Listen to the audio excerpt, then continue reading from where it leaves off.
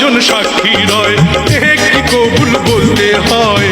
হায় আল্লাহ মিলায় যেন দুটি মন, হায় আল্লাহ